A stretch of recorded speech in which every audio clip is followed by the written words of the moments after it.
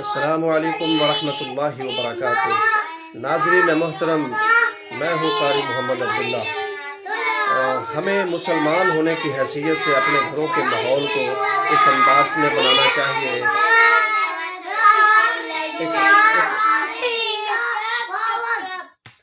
ہمیں مسلمان ہونے کے ناطے اپنے گھروں کے ماحول کو اس انداز میں بنانا چاہیے کہ قرآن مجید کی تلاوت ہمارے بچے جو ہیں وہ کرتے رہیں۔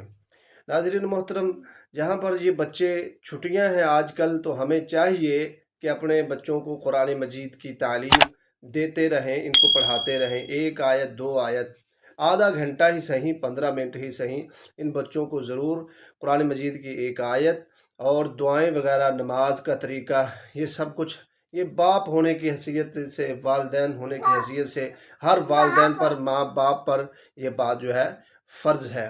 تو الحمدللہ میرے جو ہے بیٹے 4 ہیں، ان سب بھی ماشاءاللہ قرآن مجید کی اس وقت تلاوت کر رہے ہیں۔ یہ آپ کے سامنے یہ دیکھیں، یہ علی عبداللہ ہے، یہ قرآن مجید کی پیچھے سے صورتیں جو ہے روائن کر رہا ہے۔ یہ عبد الرحمن عبداللہ، یہ بھی پیچھے سے صورت زبانی حفظ کر رہا ہے۔ یہ ریحان عبداللہ، یہ ناظرہ پڑھ رہا ہے۔ جو حسان عبداللہ جو ہے وہ سامنے سے وہ اپنا سپارہ جو ہے اس نے نیچے کیا ہوا ہے، یہ پہلی تختی پڑھ رہا ہے ماشاءاللہ۔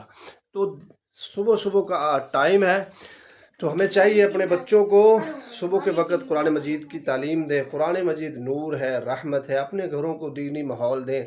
آج کل جس طرح طاغوتی زمانہ ہے، فتنوں کا دور ہے، تو یہ ہمارے مستقبل میں یہ بچے جو ہیں دین اسلام سے وابستہ رہیں، یہ فتنوں میں نہ پھنسے، شیطانی طاغوتی زمانے میں یہ نہ پھنس جائیں۔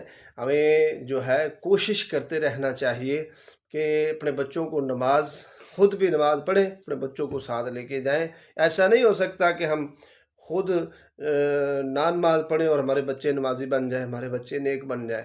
تو عزیز محترم، میرے دل میں یہ خیال آیا کہ سب دوستوں، بھائیوں، بزرگوں کو یہ نصیحت کرتا چلوں کہ اپنے گھروں کو دینی ماحول دیں، اسلامی ماحول دیں۔ اللہ کی رحمت، اللہ کی برکتیں انشاءاللہ الرحمن ہوگی۔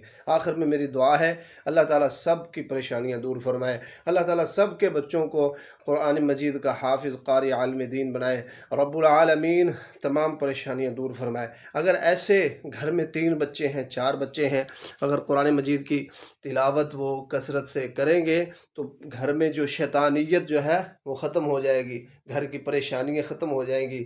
ایسے انشاءاللہ خود بھی تلاوت کریں، آئیڈیل بنیں، اپنے آپ کو آئیڈیل بنائیں۔